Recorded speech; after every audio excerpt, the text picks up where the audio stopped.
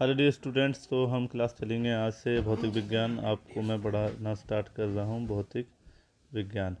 आपके यहाँ पर नोट्स वगैरह सभी पर अपलोड किए जाएंगे, सारे कुछ आपको दिया जाएगा डाटा, ठीक है।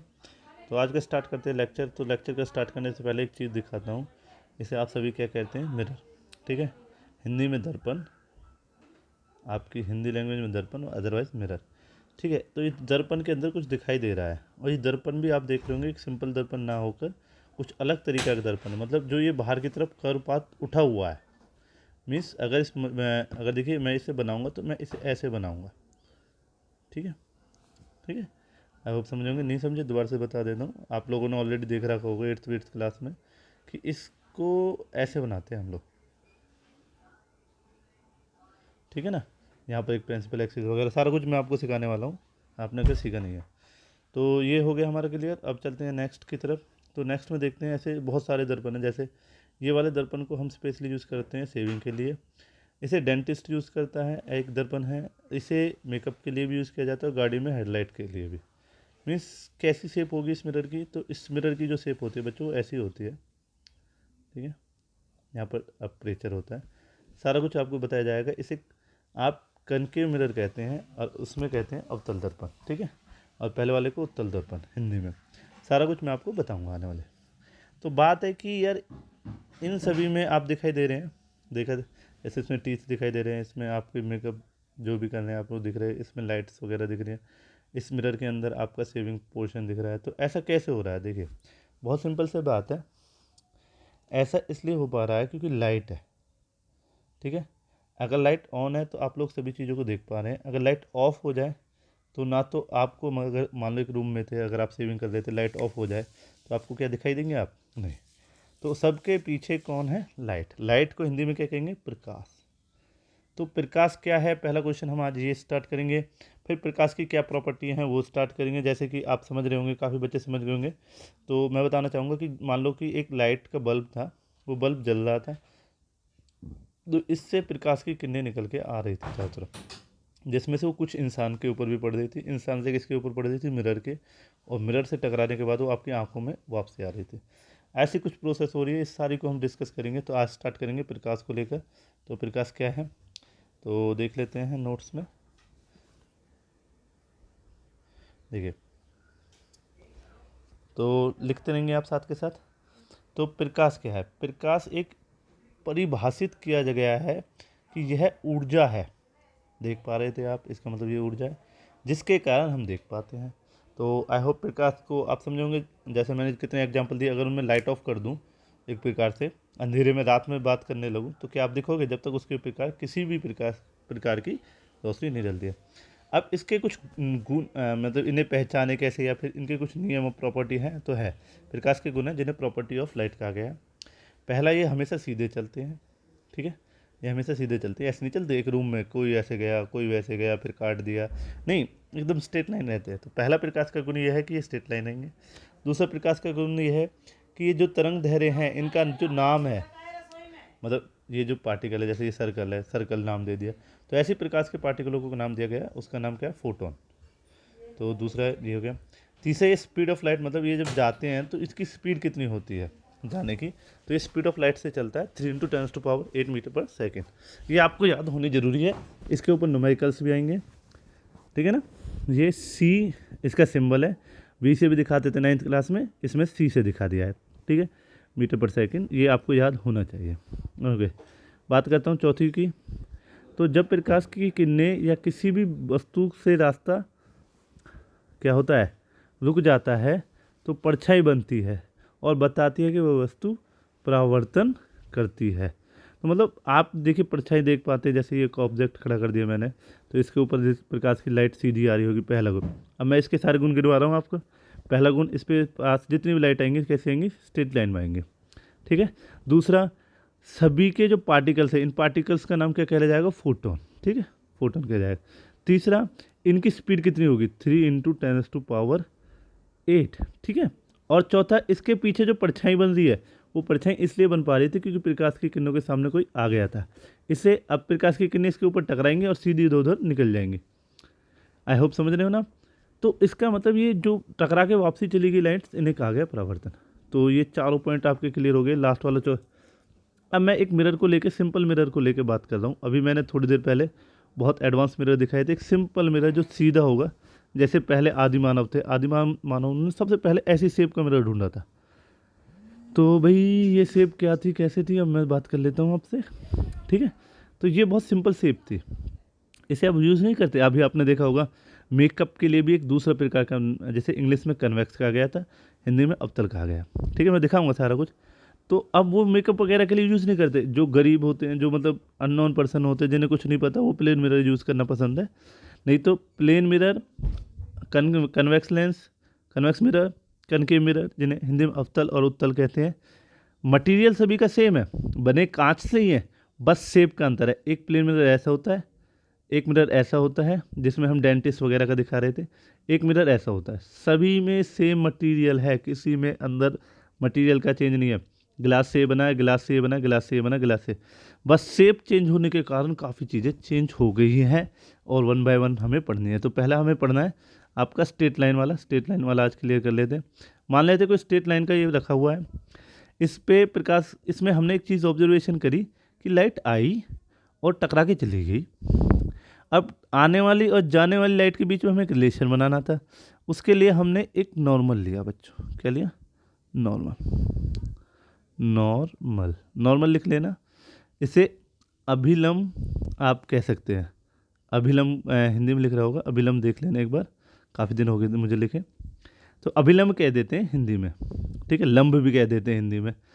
तो मतलब मैंने क्या किया, जब मुझे पता चला कि भाई साहब ऐसी कंडीशन है, आपकी लाइट आई और चली गई, तो मैं चाह रहा हूँ कि आने वाली लाइट और जाने वाली लाइट के बीच में एक रिलेशन क्रिएट हो जाए। क्रिएट हो जाए तो मैंने अभिलंब खींच दिया, नॉर्मल खींच दिया, कुछ भी कह लीजिए।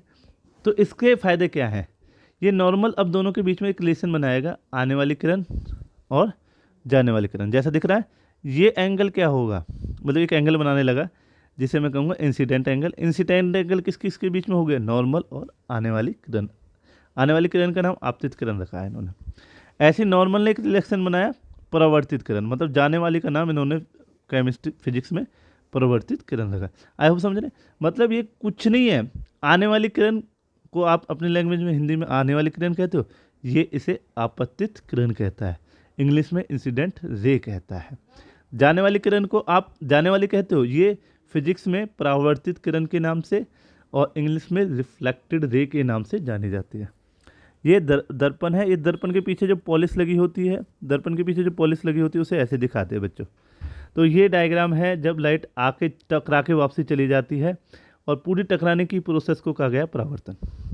जब लाइट टकरा के वापसी चली जाए, या बॉल बाउंसिंग ऑन बैक, तो इसे कहा गया परावर्तन। तो देख लेते हैं, बहुत बढ़िया। अब इसकी डेफिनेशन पढ़ देता हूँ, याद करा देता हूँ। जब किरणें किसी भी चमकीली सतह से टकराकर वापसी मुड़ जाए तो उसे प्रकाश का परावर्तन कहा गया, ठीक है। तो जैसे कि इसमें दिखाई दे रहा था। अब इसके ना दो नियम होते हैं। कैसे कैसे दो नियम सर? कि भाई ऐसे आएगी ऐसे जाएगी, ठीक है, पहला नियम।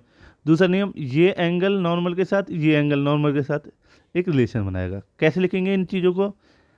इन चीज़ों की जो करेक्ट लैंग्वेज है, जो आपको याद होनी चाहिए। तो आपके पास क्वेश्चन आएगा परावर्तन क्या है, तो परावर्तन आप बता दो कि कोई भी चमकीली चीज़ से चीज़ टकरा के वापसी जाएगी लाइट, उसे परावर्तन कहेंगे। उसका रे डायग्राम बना दोगे, यहाँ अभिलंब लिख दोगे, यहाँ इंसिडेंट रे लिख दोगे, यहाँ रिफ्लेक्ट रे लिख दोगे, इसे दर्पण लिख दोगे।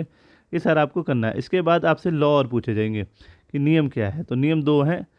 पहला क्या है? आपतित किरण, ये वाली किरण, परावर्तित किरण, ये वाली किरण, और अभिलंब। अभिलंब मतलब ये दर्पण पे जो मैंने अभी बताया था ना, अभिलंब, ये अभिलंब दर्पण के एक ही बिंदु पर होते हैं। मतलब क्या है इसका?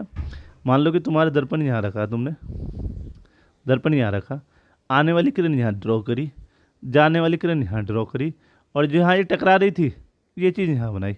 तो देखो, आने वाली किरण यहाँ है, आपतित किरण, परावर्तित किरण यहाँ है, अभिलंब यहाँ है, और मिरर यहाँ है। तो क्या हुआ? सभी अलग अलग हो गए ना, सभी को एक जगह ले आइए। जैसे कि अब यहाँ है आने वाली किरण, जाने वाली किरण, पॉइंट ऑफ इंसिडेंट, दर्पण, अभिलंब, सभी एक जगह आ गए ना। तो इसका पहला नियम यही है कि सभी एक जगह होने चाहिए। तो आपने लिख लिया होगा, याद हो गया होगा। दूसरा नियम कहता है अभिलंब, ये अभिलंब, ये वाली लाइन अभिलंब आई और आर को बराबर कोण में बांट देती है, जैसे आई एंगल और ये आर एंगल। तो इस बात से भी क्लियर हो गए हैं। अब आपको दूसरा पेज स्टार्ट करते हैं हम। दूसरा पेज क्या कह रहा है सर? हाँ, दूसरा पेज भी बहुत अच्छा है बच्चों। जैसे कि अभी हमने पढ़ा कि लाइट टकरा के वापसी हो जाती है। अब आपने देखेंगे, देखिए मैं बता देता हूँ बस। आपने स्पेक्स देखे हैं बच्चों के? स्पेक्स देखे ना, उनमें स्पेक्स में क्या होता है, लाइट आती है और अंदर चली जाती है, लाइट अंदर पार हो जाती है। इस प्रोसेस का नाम दिया गया है आपकी विज्ञान में अपवर्तन। तो अपवर्तन क्या होता है? प्रकाश का एक माध्यम से दूसरे माध्यम में जाना और जाने पर पथ के से विचलित हो जाना। मतलब कैसा, नहीं समझ में आया? देखो क्या था कि बाहर था, जैसे मान लो अंदर बहुत सारा पानी भर रखा आपने, यहाँ सारे में पानी, वाटर वाटर वाटर, और बाहर है एयर, बाहर वायु, ठीक है। तो वायु एक अलग मीडियम हो गया, माध्यम हो गया, मतलब जो भी है। और जैसे ही पानी के अंदर गई तो सीधी ना जाके नीचे की तरफ दब गई, सीधी ना जाके नीचे की तरफ दब गई। तो इस प्रकार की प्रतिक्रिया को क्या नाम दिया गया है? परावर्तन, अपवर्तन। क्या नाम दिया? अपवर्तन। तो डायग्राम बना देते हैं, फिर वही कहानी। एक आपने सरफेस माना, उस पर लाइट को लेकर आए, लाइट दब के थोड़ी सी नीचे चली गई। हम ये सारा कुछ डिस्कस करेंगे, कब दबेगी कब उभरेगी। ये दो काम करती है, एक्चुअल पाथ से या तो नीचे की तरफ दबेगी या एक्चुअल पाथ से ऊपर की तरफ जाएगी। तो अभी हम समझ लें नीचे वाले को, ठीक है? तो ठीक है, समझ लेंगे, कोई प्रॉब्लम नहीं। तो भाई ये हो गया ये डायग्राम। फिर यहाँ जैसे अभी हमने देखा ना, इस वाले पे पॉइंट ऑफ नॉर्मल पे आपकी लाइट आई थी, चली गई थी। आपने आई और आर को बनाने के लिए या फिर दोनों का रिलेशन बनाने के लिए क्या बनाया था? अभिलंब बनाया था, नहीं बनाया था? जिसने ये एंगल आई और ये एंगल आर बनाया था। तो ये पॉइंट ऑफ इंसिडेंट पे बनाया जाता है, मतलब जहाँ पर भी मिरर पे या सरफेस पे लाइट गिरती है। तो यहाँ ये यहाँ गिर रही है, यहाँ गिर रही है, ठीक है। यहाँ बना देते हैं, कैसे बनाएंगे? देखो ये लाइट आई, यहाँ गिरी, यहाँ एक नॉर्मल खींच दिया, नॉर्मल से इस नॉर्मल लाइट, ये लाइट का ओरिजिनल पाथ था, इससे नीचे की तरफ झुका दी। ये नॉर्मल हो गया, ये इंसिडेंट रे होगी, रिफ्रैक्टेड रे होगी। तो पहला नियम इसका क्या होगा? नियम इसके भी दो हैं कि आपतित किरण, पहला क्या है इसका, कहना चाह रहा है आपतित किरण, परावर्तित किरण, और दोनों माध्यमों के अलग करके एक पृष्ठि का आपतन बिंदु अभिलंब सभी एक ही तल में होते हैं। थोड़ा घुमा दिया है इसे, इसे आप अपने इजी लैंग्वेज में कर लेना। आपतित किरण, अपवर्तित किरण, मतलब आपतित मतलब आने वाली, अपवर्तित मतलब रिफ्रैक्टेड। जब एक रे दूसरे मीडियम में इंटर चली जाए ना, उसे कहने लगते हैं रिफ्रैक्टेड रे या अपवर्तित रे। याद रखना, जब हवा से पानी में चली जाए, पानी से गिलास में चली जाए, गिलास से पानी में आ जाए, या हवा से गिलास में चली जाए, ठीक है, ऐसे जाती है। आपको पता है इनके आर पार रोशनी निकल जाती है। तो एक ही लंब पे होते हैं। दूसरा इसका स्नेल्स लॉ याद करना है। स्नेल्स लॉ क्या कहता है? Sine i upon sine r equal to constant. Constant मतलब स्थिरांक। आई क्या है सर? ये रहा एंगल आई, एंगल आई ये रहा, आर ये रहा, ठीक है। तो आई होप आप लोग कर लेंगे। आप आगे बात करेंगे समतल दर्पण को लेके नेक्स्ट क्लास में। आज के लिए इतना ही काफ़ी है। आज हमने पढ़ा है कि प्रकाश क्या होता है। एक लाइट होती है जो कहीं भी किसी के ऊपर गिरती है।